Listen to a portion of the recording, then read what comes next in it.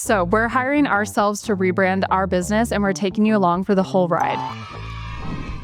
If you've ever been curious about what it's like to rebrand, start your own business, or if you just like following along entrepreneurship videos and series that have a plot, then welcome. This series is for you. Let's get started. I'm Madison. I'm Anna, and to make a long story short, we started a digital marketing agency about 5 years ago. We started with Jolie Marketing. It's literally based on our middle names, Anna Jo, Madison Lee. And we liked her. She was palatable, she was a little bit subdued, but she was a classic marketing agency. However, we always had this other big idea that we wanted to use for a business name. Being two younger women entrepreneurs, we were worried about not being taken seriously, so we played it safe, didn't go with the fun branding, and stuck with Jolie Marketing. Now we're almost 5 years in. We've got the clients, we've got the results, and we're ready to go pursue what actually feels a lot more like us. So stay tuned for the rest of the episode. We're going to do the big reveal of our branding at the end. We split the rebrand up into 3 phases. The first phase was all of the foundational prep work that went on behind the scenes before we ever announced the rebrand publicly. The second phase was the client communications and making those announcements to kind of go public with it. And the third phase was tying up all the loose ends and some longer projects that we kind of saved for after we did the rebrand. And we have a lot of exciting stuff in store. Plus, we're going to have a fun backstory that goes into all of the lore behind our new branding and us as business partners. Fun fact, Madison and I have known each other for over 20 years now, best friends turned business partners, and we're so excited to share that with you guys. With rebranding, we're going to go into what we would do again, what we would not recommend doing again, all of the nitty-gritty details, admin, logistics, things that we don't necessarily see people cover all of the time, the good, the bad, the ugly, even the legal, our strategy, our mindset shifts. Everything that could be encapsulated in a rebrand, we're going to give you guys the behind-the-scenes look into.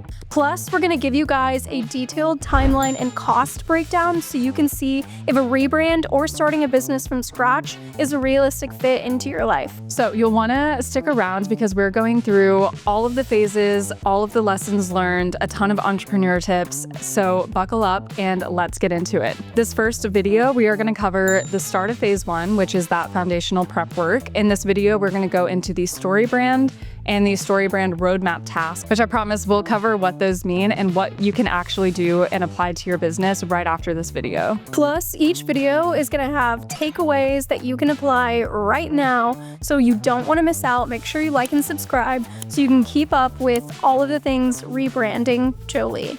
Let's get into it. So let's start with the StoryBranding. If you've never heard of it before, StoryBrand is a book and a framework by Donald Miller. The super simple version is that it reframes your marketing and your messaging to your dream customer to where they're the hero of the story, not you. So the basic idea is that your customer is the main character, not you.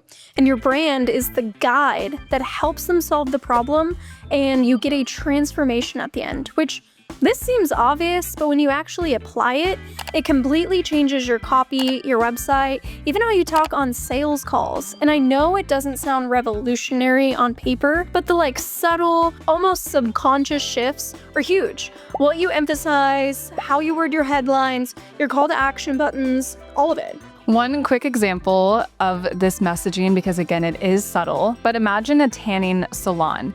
Now, they might have on their website something like, book your tan today with our state-of-the-art tanning beds that are the best in the area. That is all features versus be your tannest self on your next vacation, conveniently located for easy stop-ins with your busy schedule. That's benefits tied to somebody's life. We could probably do a whole video on features versus benefits, but we'll leave it there for now.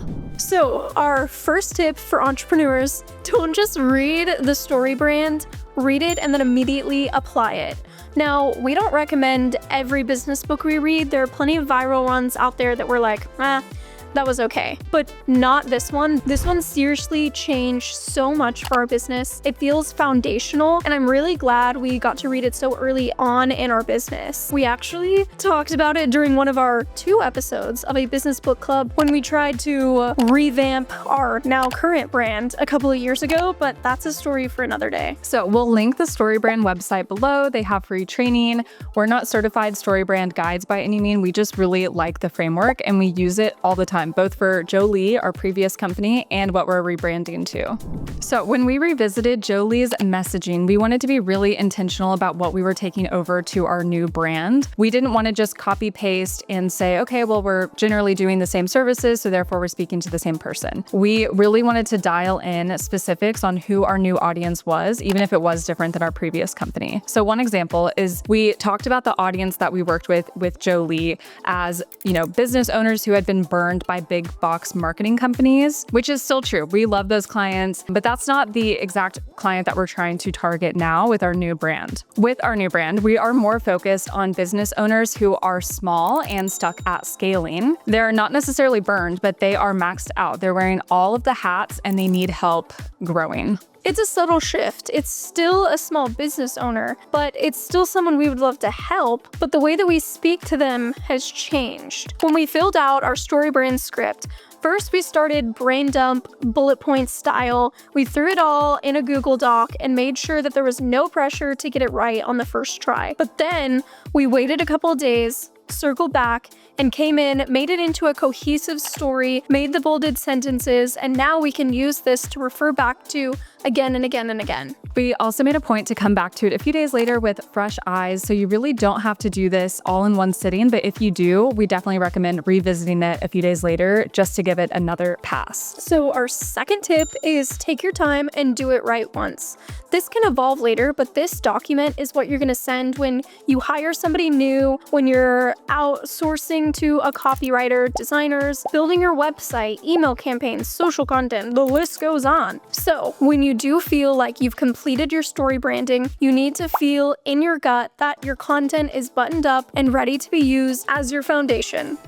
Okay, so now let's talk StoryBrand roadmap tasks. So once we had our StoryBrand script ready to go, we are moving into these roadmap tasks, which are also from the book. And we really like how actionable these steps are. It covers a lot of the basics that you need in your marketing system, which includes like your one-liner, which we actually recommend having multiple one-liners, your lead generator, like a freebie to collect emails, an email nurture sequence, or like an email drip campaign, and transformational stories. How are you going to tell those? And then how are you going to create a simple referral system? And it doesn't need to be your entire marketing mix strategy. It just gives you those really solid pieces, a great place to start, and to make sure that you're not missing any of the fundamentals. We actually did this back when we were Jolie, and it was really helpful, but something that we did different this go around is we asked our copywriter to do a first pass. That way we aren't doing 100% of it ourselves and we don't turn into an echo chamber.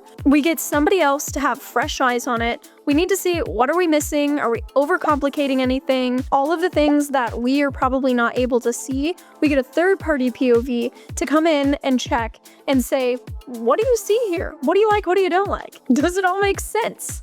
It was honestly a really good level set having her come in and do this. We highly recommend if you're a solo entrepreneur or a duo like us, then you'll want to get a second opinion on the foundational work that you're doing. So that brings us to our third tip of this video, and that is that third-party opinions matter. So go to your mentors, your peers, trusted friends, copywriters, people who understand your business but aren't in your brain 24/7. And we're not just saying this for your story brand or these roadmap tasks. We're also talking about any of the foundational work through your rebrand or your business setup. So important to get outside opinions. Okay, now for the big reveal. Oh, we are rebranding from Jolie Marketing to Mad Banana Marketing, including our newest team member mascot, Manny the Banana. What do you guys think? Do you like our original branding best? Are you guys excited to see what's to come with Mad Banana? Let us know in the comments. So let's wrap up this video. Where are we in the timeline with costs? Like, let's do a little recap so far. So right now we are on track with our timeline for phase 1. We gave ourselves about 4 weeks. And I think at this point in, we had only spent about a week on the StoryBrand and StoryBrand roadmap tasks. We also paid our copywriter around $75 to do that pass on the roadmap tasks, like we mentioned earlier. If you're starting from scratch, the only thing that might cost you is getting some of the books. We're library girls girls, so we highly recommend going and getting these books for free, but you can purchase them. And the only other thing that might cost you is if you do want to set up your email drip campaign. There's MailChimp, Flowdesk, email platforms like that out there. We use Flowdesk. It's really easy. We'll drop a link if you guys want to use what we use. But other than that, everything is free. It just takes time and dedication and focus and really committing to what you're going to use as the foundation of your messaging. So that wraps up video 1, but we still have a lot of the foundational work to cover in phase 1. So that is like the audience, avatar, the hedgehog concept, which we're covering in the next video. And I promise they're not just like a random jumble of words that mean nothing. So we'll cover those. We also talk legalities, we talk website refresh, and the actual brand guidelines, which are different than the StoryBrand. So don't worry, we're gonna cover a lot of this and the other phases with that bonus backstory. So make sure you subscribe to follow along this series, and we'll see you in the next one. As we say around here, get mad. Go bananas. And you hold it with You hold it with what feels comfortable to you. If that feels good. I feel like I'm gonna do a lot of this. Okay. Well, Like my neck cranks. yeah.